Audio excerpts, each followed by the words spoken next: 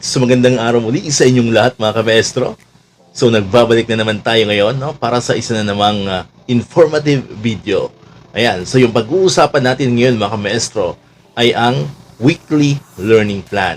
Okay, so ito po ay nakabase sa kakapalabas pa lamang pong DepEd Order, yung ating DepEd Order number 17, Series of 2022, no, na pinalabas po noong April 6, 2022. Okay, so ano nga ba ang weekly learning plan? Pero bago yan, no, kung ngayon ka pa lang nakapunta sa aking channel, no, kung bago ka pa lang dito sa ating YouTube channel, abay, i-like, no, mag-like ka na dyan, mag-comment, at syempre, mag-subscribe ka na rin, no. Huwag niyong kakalimutan mag-subscribe sa ating YouTube channel, no, El Maestro Sir Anton Official, no. Ulitin ko, El Maestro Sir Anton Official, no, i-subscribe mo na yan, at syempre, ang pinakamahalaga sa lahat, ay i-click mo yung notification bell, no, yung bell button dyan, no, para ma-notify ka, para ma-updated ka, or maging updated ka parate kapag mayroon tayong mga videos katulad nito, no, na ina-upload dito sa ating YouTube channel.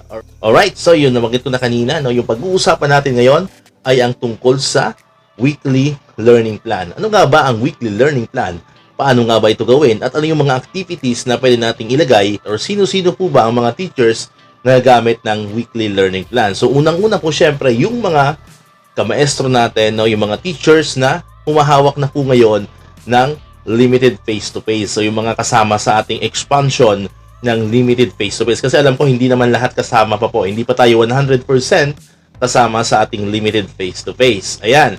So yun po yung clear doon. So kung ikaw po ay MDL teacher pa rin, modular pa rin kayo, so ang gagamitin nyo pa rin syempre is yung ating weekly home learning plan. So yun po yung maliwanag doon, no? Pero hindi naman ibig sabihin na you are not a face-to-face or F2F teacher, hindi mo na pag-aaralan tong ating weekly learning plan. Kasi in the near future, no, maybe sa next school year, lahat na tayo hawak ng ating F2F.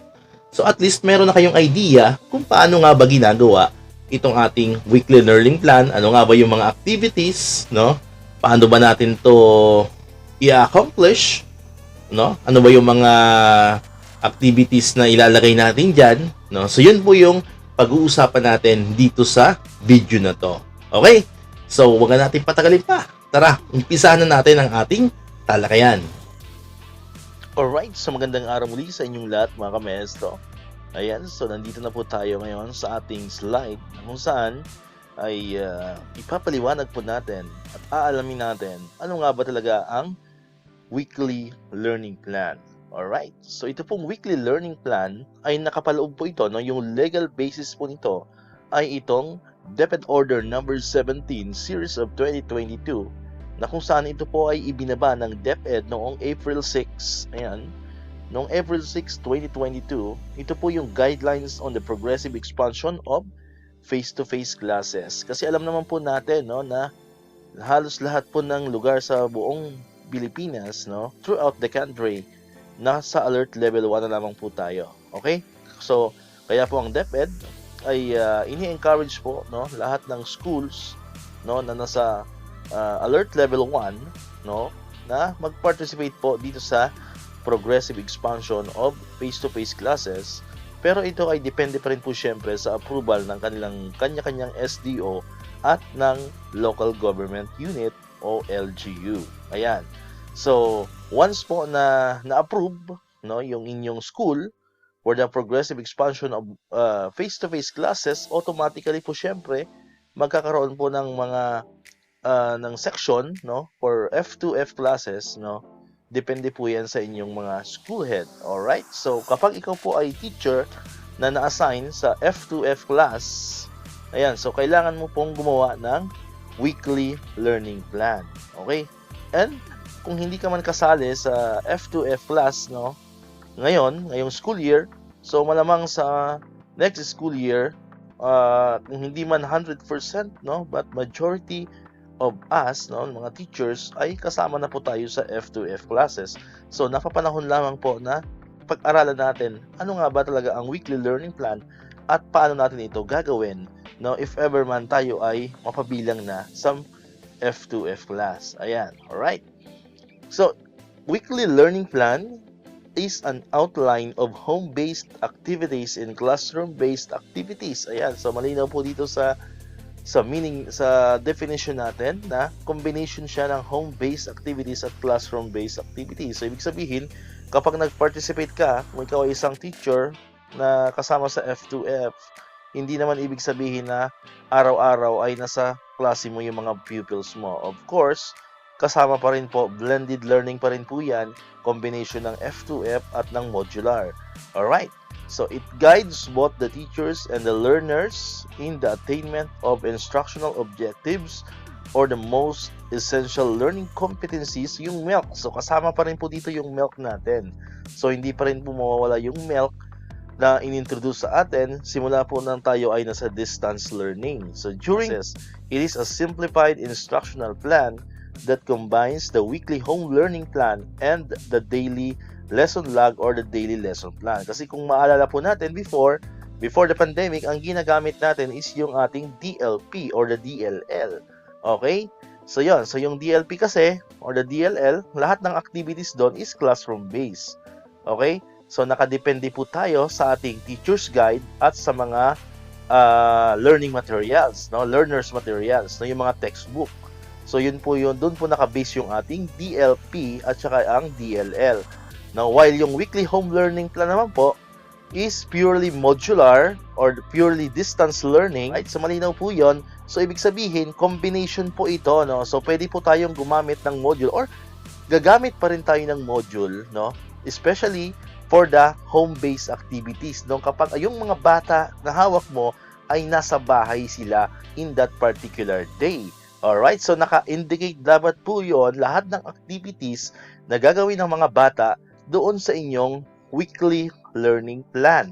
Alright, and kapag nasa school naman po yung mga bata, no, nasa in-school sila, so pwede po kayong magsingit doon na mga in-school activities. So mamaya alamin natin ano ba yung mga in-school activities natin yan doon. Ilalagay natin yan doon sa ating weekly learning plan, or pwede nating gamiting basihan naman doon yung ating daily lesson plan or daily lesson log na ginagamit natin before the pandemic. Okay, pwede tayong maglagay ng mga activities na galing sa libro, no? Or sa mga in any reference materials kasi kasama naman natin yung bata sa loob ng classroom. Okay? Hindi lang tayo dito purely module, no? Pwede tayong gumamit ng ibang mga reference materials. Basta i-indicate nyo lamang po yan dun sa inyong weekly learning plan or WLP. Alright? Now, what is weekly learning plan again? So, teachers shall prepare the weekly learning plan, the WLP, to provide direction and guidance for both classroom-based and home-based activities. So, para may guide po tayo. Parang lesson plan pa rin. Okay? Di ba? Yung lesson plan naman, yun ang pinaka-purpose. Di ba? Yung DLP, yung DLL natin, yun naman talaga ang pinaka-purpose para may guide tayo kung saang part na ba tayo ng lesson. Okay? Para hindi tayo naliligaw. No? So, same pa rin dito sa ating weekly learning plan. Alright? So, they shall determine the strategies to address immediate gaps to ensure the transition from distance learning to classroom-based instruction. Alright? So, kaya nga, combination na siya ng home-based at saka ng classroom-based kasi paunti-unti ay babalik na tayo sa ating dating normal or yung ating the face-to-face classes. Okay? So at least ito yung transition stage na po tayo. Okay? So malinaw po yun. No? So hindi pa rin dito mawawala yung module. So baka isipin kasi ng mga kamaestro natin na pag weekly learning plan, wala nang gagamiting module. So may module pa rin po tayo. Alright? Yan. So teachers handling face-to-face classes shall prepare only the WLP. As much as possible, kapag ikaw ay F2F teacher, no, naghahawak ka ng F2F, hindi ka nagagawa ng weekly home learning plan or yung WHLP, kundi ang gagawin mo na lamang is yung WLP. Kasi nga, doon sa WLP, nandun na rin naman yung mga activities for the home base, no? So, and each learner shall be provided with a copy of WLP. So, ibig sabihin, parang WHLP, di ba? Yung WHLP natin, binibigyan natin ng kopya yung mga parents, no, para meron silang guide sa bahay kung ano yung schedule nila in that particular day, kung ilang oras, anong oras. So same pa rin sa weekly learning plan, no, although nakakasama na natin yung mga bata sa classroom, no, pero bibigyan pa rin natin sila ng kopya ng WLP.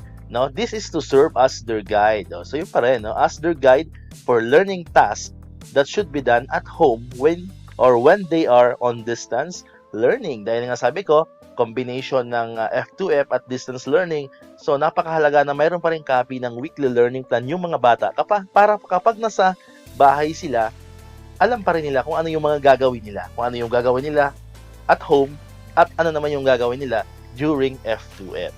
Okay? Para hindi rin po nalilito yung mga bata. Kasi baka yung mga ginagawa nilang activity pang ano pala yun, no? Pang classroom base, no? So pag wala silang copy ng weekly learning plan, baka yung pang classroom base ginawa na nila sa bahay.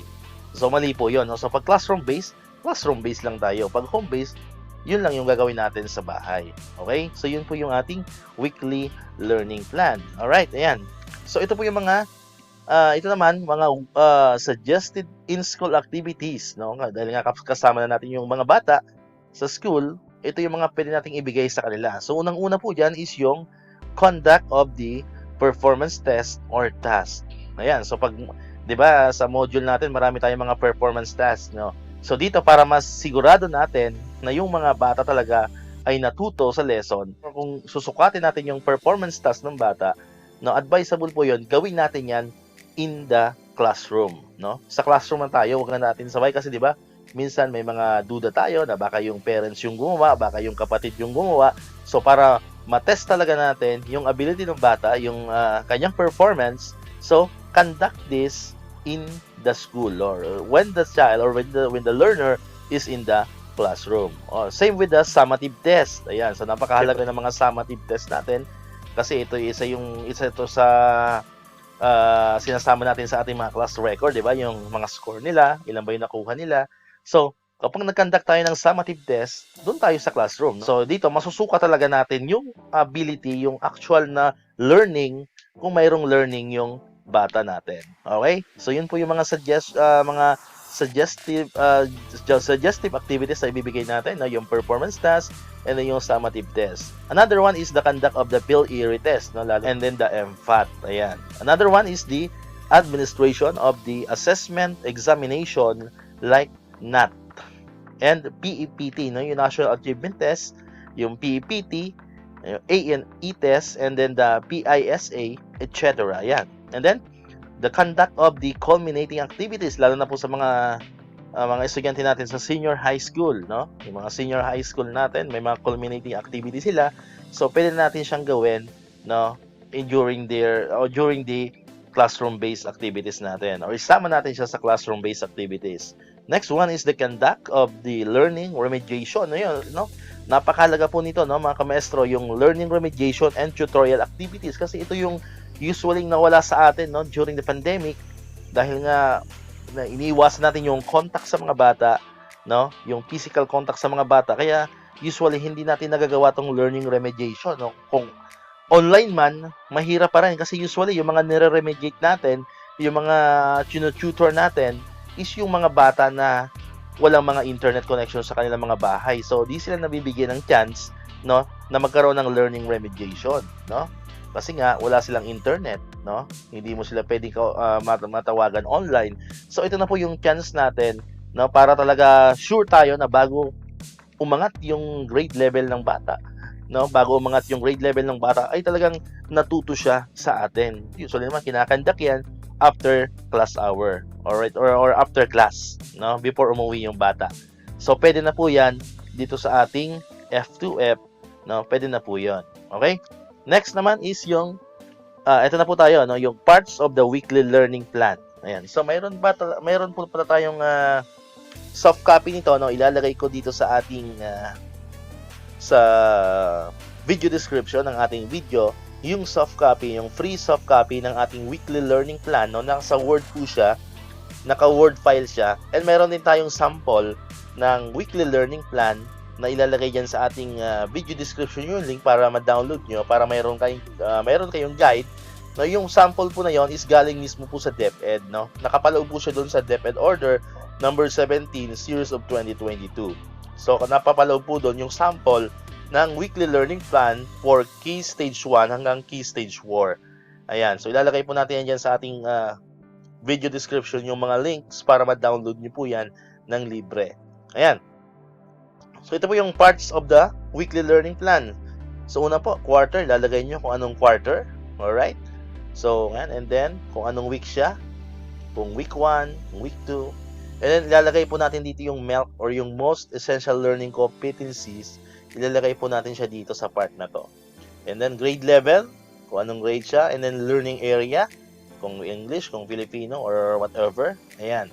And then, ito po yung parts niya. For the first part is the day 1, day 2. So, syempre, hanggang day 5.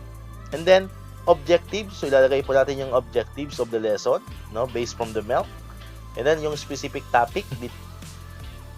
Ayan. So, ito na yung sinasabi natin kanina mga kamaestro na ilalagay po natin dito sa ating weekly learning plan yung classroom-based activities at saka yung home-based activities nang sa gayon po ay hindi malilito yung mga learners kung alin yung gagawin nilang mga activity sa bahay at alin naman yung mga gagawin nilang activity sa school. Ayan. So, malinaw po, no?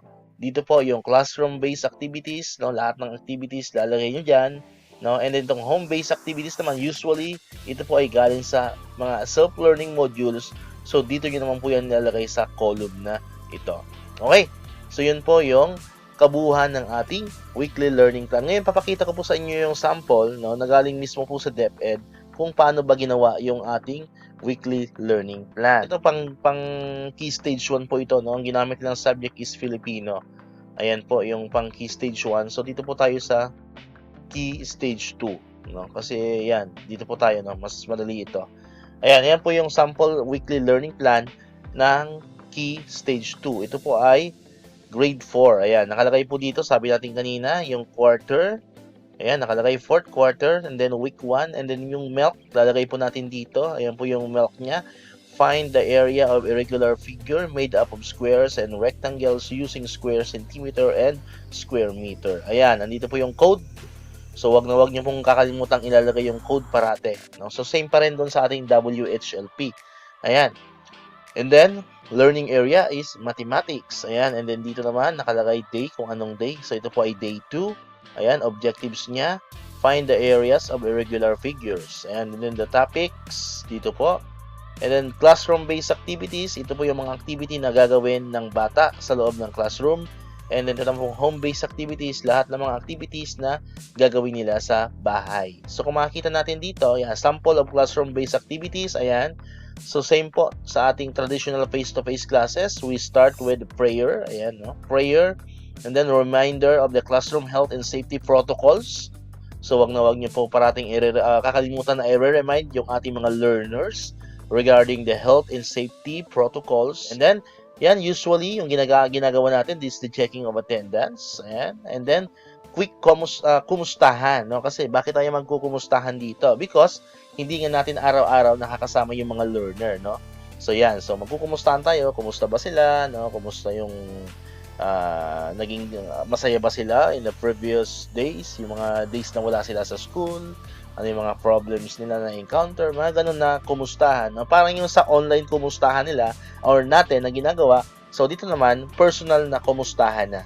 Ayan, and then after that, ito kung mapapansin nyo dito, nagkaroon siya ng recall, no? So yung ating balik-aral or review, pwede tayong mag-review dito. I-review natin lahat ng mga activities na ginawa nila sa bahay, pwede natin siyang ipasok dito sa ating review. Ayan, and then motivation. Ayan, so kailangan. So kung mapapansin nyo, more on discussion. So lahat ng yung main topic na i-discuss nyo, gawin nyo na yan sa loob ng classroom. No? Kasi pag nasa bahay, syempre, wala naman magdi-discuss na sa kanila. Alright? No? So para pagdating nila sa bahay, alam na nila kung ano yung lesson. Okay? So, kung mapapansin nyo dito sa sample natin, ayan, no, discussion of concepts. So, lahat ng discussion nilagay na nila dito sa ating weekly learning plan. Ayan, developing of mastery. Ayan, so, lahat ng explanation, no, pwede tayo dito group activities. Ayan, so, pwede natin gawin yan dito sa classroom, sa loob ng classroom. Ayan, and then, ayan, dito naman is application and generalization. So, parang yung sa DLP natin, no, ganun lang, same lang. Application and generalization, and then sabi natin kanina, evaluation. Nabagit ko na kanina, pag mag-evaluate tayo ng bata, siguraduhin natin sa loob ng classroom or kasi nga, para ma-evaluate talaga natin kung merong learning yung mga learners natin. no? Huwag natin gagawin yung evaluation sa home. Huwag natin ililipat ito sa home base. Ayan. And then, ayan, same lang. Ito, inulit na lang niya. So, yun lang po yung process. And then, kung mapapansin naman natin dito sa home-based activities, ayan, what I know, what's in, ayan, yung mga nasa module po ito na part, di ba? Kung maalala ninyo. Ayan, module 1. Ayan. So, yun po yung mga home-based activities natin. Usually, doon tayo sa self-learning module magbabase. So, yun po yung sample ng ating weekly learning plan. Alright, so muli, sabi ko kanina, kung kailangan nyo ng soft copy po, nandyan po yan sa ating video description at ilalagay ko rin sa ating comment section yung link, no, para free nyo po yan mag-download. Alright, so kung mayroon po kayo mga katanungan, no, regarding dito sa ating weekly learning plan, sasagutin natin yan sa abot ng ating makakaya. So you are free po to comment po. Pwede po kayo mag-comment dyan sa ating comment section. At sabi ko nga kanina, kung nagustuhan nyo itong ating video, no, kung sa tingin nyo nakatulong po ito sa lahat ng ating mga kamaestro, paki-share nyo po, no, please share the video at syempre paki-subscribe na rin yung ating YouTube channel, no, and please hit the bell button para ma-notify kayo every time meron tayong mga video katulad nito. So muli, maraming salamat po sa inyong pakikinig at panunood. Once again, El Maestro, see you on my next vlog. Bye-bye!